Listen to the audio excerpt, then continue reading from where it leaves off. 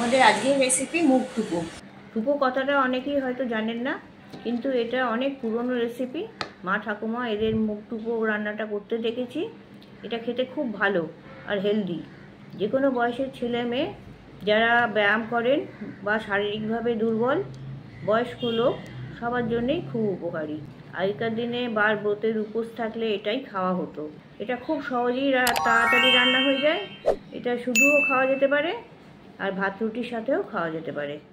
বানানোর জন্যে এখানে 150 গ্রাম গোটা সবুজ মুগ নিয়েছি।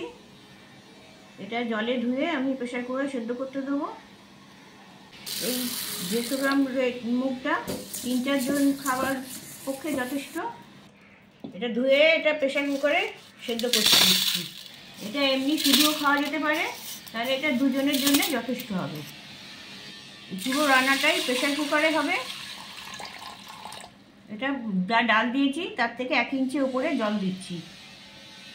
এর সাথে ডুমো করে আলু কেটে রেখেছি, এই আলুগুলো দিয়ে দিচ্ছি। একটু বড় বড় সাইজ করে আলুগুলো কেটেছি। পরিমাণ মতো নুন দিয়ে দিচ্ছি। নুনটা প্রথমে বেশি দেবেন না, ডালে বেশি নুন লাগে না।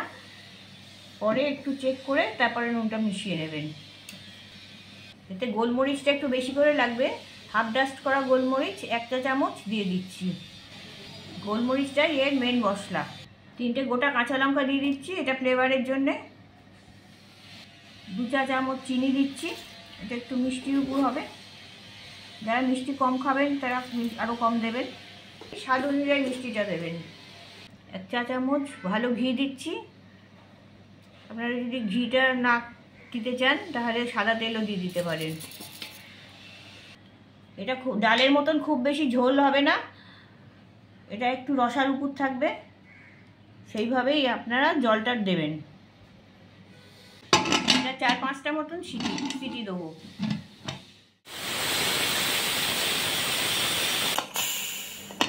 প্রেসারটা নেমে গেছে, এবার আমি ঢাকনাটা খুলছি।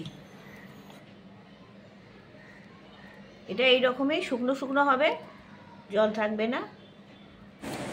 আমাদের মুগ টুপো রেডি। শেষে একটু ঘি আর গোলমরিচ ছড়িয়ে পরিবেশন করবেন।